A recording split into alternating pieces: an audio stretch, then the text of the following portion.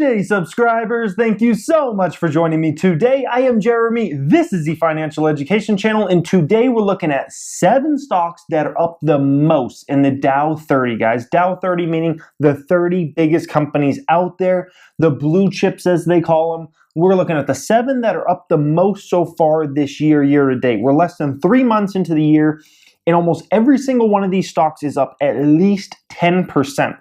Meaning, if these stocks all continued their performance for the rest of the year the way they have so far, every single one of these stocks would be up well over 40% by the year end, which is a ridiculous gain if that continues to happen. But we're going to look at these, and we're just going to I'm going to look at these with you guys, and we're going to look at the PE ratios for these companies. I'm just going to kind of explain what they are. We're not going to look super in depth in them. I'm just kind of doing this as a filter for you guys so you can see this and see if maybe one of these stocks or maybe many of these stocks you actually want to take a look at.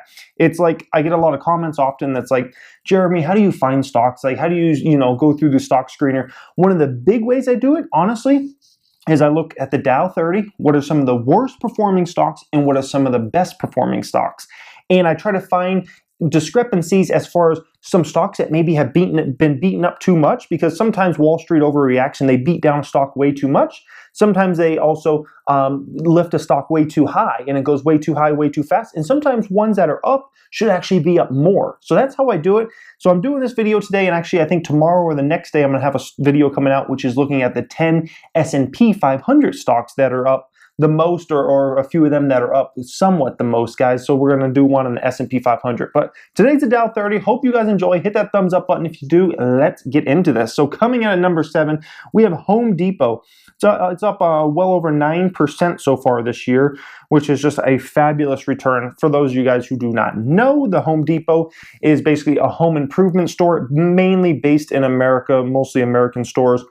They sell everything there from hammers to drills to screwdrivers to lighting to fixtures. I mean, sinks, everything you could possibly imagine for a home, they sell it at the Home Depot.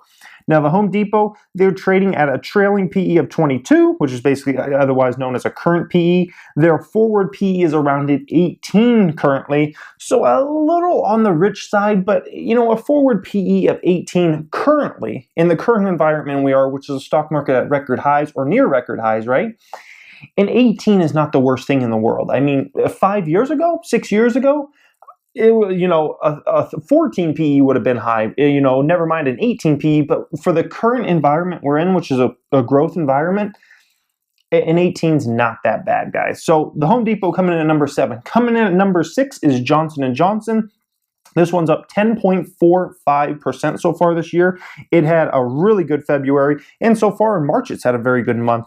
Johnson & Johnson, for you guys that don't know, they own so many different big brands like the Band-Aid brand, Tylenol, Rolaids, Visine, Listerine, obviously Johnson's Baby Powder soap, all that type of stuff, guys. I mean, go to your local Walgreens or Walmart and look at all those type of cosmetics products and so many different products. Look to the back of them, you're going to see Johnson & Johnson, Johnson & Johnson. They also own they have a pharmaceutical division in the company. So a lot of prescriptions you may get, or your parents or your grandparents or someone might get, actually may be Johnson & Johnson pharmaceuticals, guys. So that's another business they're in. Now, this stock has basically a current PE of around 21.46, a forward PE of 17. So once again, is it high? Not really for right now. I mean, if I see a forward PE of 17, that's about average right now, especially for a big safe company like a Johnson & Johnson that, regardless if there's a recession, their business is not going to get hit much at all, because if somebody needs a pack of Tylenol and has a migraine when the economy is great, they're going to buy it, and if the economy is in shambles, they're still going to buy that crap. So it really doesn't matter with their business. Cisco Systems comes in at number 5 here. This one's up over 12%. So Cisco Systems, they have more of a confusing type business model, I would call it. They're mainly business to business, so they're mainly selling into businesses, mainly big businesses. I remember when I actually worked at Walgreens, we used Cisco Systems at that establishment, and all our phones were Cisco. A lot of the backside internet routers, things like that, all Cisco Systems. They've been around since the 80s, and they kind of got in the wave of when people didn't really understand routers and internet routers and backbone of the internet. They were kind of one of the first players in that market, and they have great big, basically customer relationships with some of the biggest companies in the world. And they've established that for so many decades that they're just kind of like have an in with them now. And it's very hard to kick them out once you're in with them. So the Cisco Systems, they have a current PE of around 17.46. They have a forward PE of only 13. So this is one of the lowest ones on the list. So although this one has been a good performer so far this year, a forward PE of 13, that's rather low in my opinion. Now, of course, we'd have to look more into the company and see if it's really, should be, will they actually be able to hit those numbers yet next year, or those a little unrealistic? A lot more in-depth research needs to be taken, but just looking at those numbers there, that would mean this company is actually undervalued, but we got to do more research than that. So Visa's up next, number 4, Visa.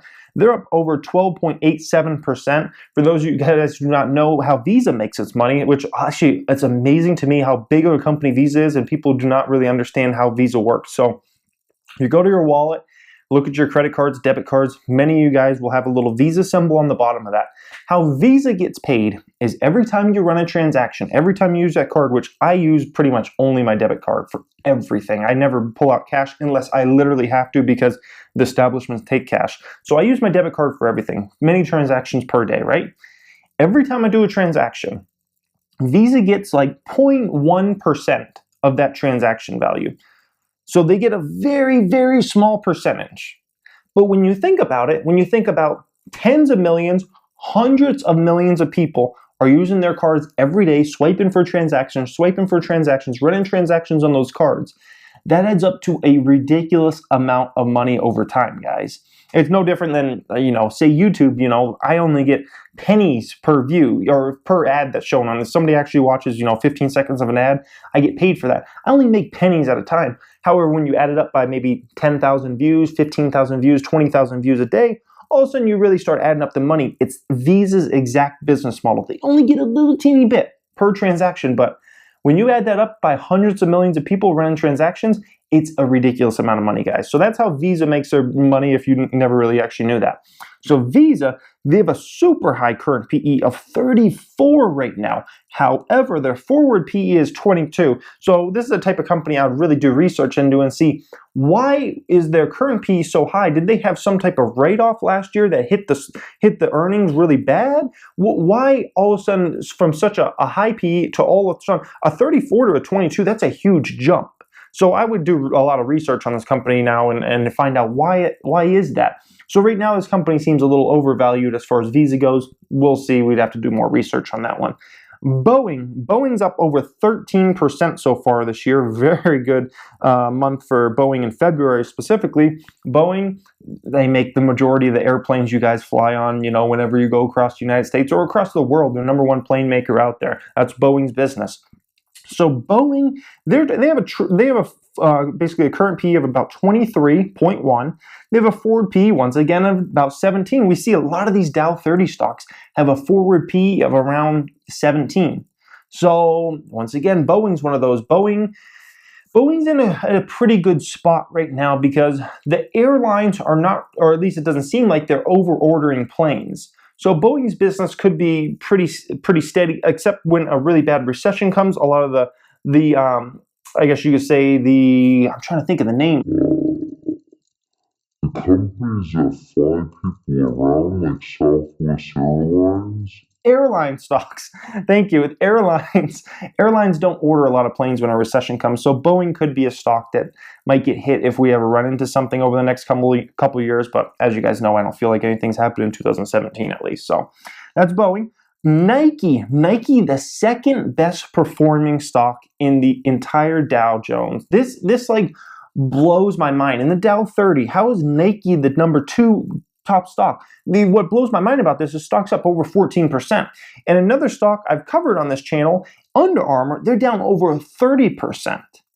So this to me is mind-blowing that Nike is having a great year. Literally the second best stock in the Dow so far, Dow 30 at least. Under Armour is having a horrible year, down over 30% so far this year. That's just mind-blowing to me that two companies, one's going way up here and one's going way down here. Now, we'd have to do more research. Is it Nike's just kicking butt? Do they just happen their stocks going up? Is it Under Armour got too overvalued over the last few years, which is probably what I feel. Under Armour got overvalued for a while there, and now it's coming back to a fair value. That's probably why it's down so huge this year. So anyways, Nike, for those of you guys who do not know, they're mainly a footwear company for athletes. They also make every type of athletic type clothing you could possibly imagine. So Nike, they have a trailing PE, current PE, whatever you want to call it, of 25.58. They have a forward PE of 22. So I look at this stock, and once again, I would have to do a full amount of research on this one, but just looking at the numbers, I would say this company is actually overvalued because they're not growing much. A current PE of 25, a forward PE of 22, so they're expected to grow a little bit, but still, that's not that much, especially when you look at a lot of these other stocks that are around a 17 forward PE. So this one, to me, at least seems like it might be a little overvalued. Number one stock in the entire Dow 30. Do you guys know what it is? Apple up over 20% so far this year. Apple's kicking ass and taking names so far. Look at this. Every single month's been good. January up over 4%. February up over 12%. March is up over 2% so far. So Apple, just a beast right now. Now, if you guys don't know what Apple is, then you're probably hiding under a rock somewhere. They make iPhones and iPads and Macs and all these fun little things that we use for daily electronics. So Apple right now has a current PE of just under 17, and they have a forward PE of a little under 14, so about 13.78. So this might actually be the most undervalued of all the stocks. Now, those of you guys who know, I used to feature Apple on the 3 stocks I'm buying now. I got rid of it, I think it was 2 months ago, maybe 3 months ago, when it was, I think, around $116-ish a share. So since then, they shot off a gun. They said, Jeremy sold, let's freaking take that stock up to the moon. That usually happens. Usually right after I sell the stock, that's when you want to buy it, because that's usually when it goes up massively. So that's what's happened with Apple. Now, as far as Apple goes, I would probably, if I was personally buying one of these 7 stocks, this is the stock I would buy personally, just because, well, 1, it's the company I know the best. 2, it's a company that has a forward PE of 13.78.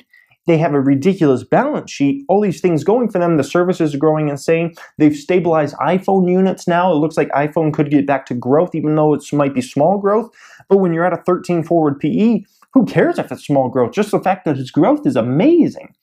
So when I look at these, I say Apple is actually the one that deserves to be up that much. They deserve to be the number 1 stock in the Dow 30, and they're the stock that, if I had to put my money in out of these 7 stocks, it's the one I would put my money in. Of course, I would have to do in-depth research on some of these other stocks that maybe I haven't done. Specifically, at Nike, I know very well, I would say. Nike, I know very well. And then on the other hand, the Boeing, I don't know very well. Obviously, I know their business. I know a little bit about them, but I don't track them regularly. Visa, I never really researched in deep on Visa, so that's a company I'd have to research. Cisco Systems, definitely a company I know very little about, except other than what their business is. Johnson & Johnson, I know very well. I've done an extensive amount of research over the years on that one. The Home Depot, same thing. I know Home Depot extremely well. That's one I've researched heavily. So of course, maybe some of these other stocks are better, but the one, in my opinion, I would put my money in, Apple, without doing the research on these other ones, guys. So I hope you enjoyed this today. These are the 7 best stocks in the Dow so far this year. Do you guys think these are going to keep doing good and keep going up? Do you own any of these? And if you do own any of these, I would love to know why specifically you own this stock. I would love to hear from you guys. Thank you for watching, guys. And if you have not subscribed, you may want to. We talk personal finance. I'm an actual business owner. We talk entrepreneurship. We talk the stock market the most of anything. Have a great day.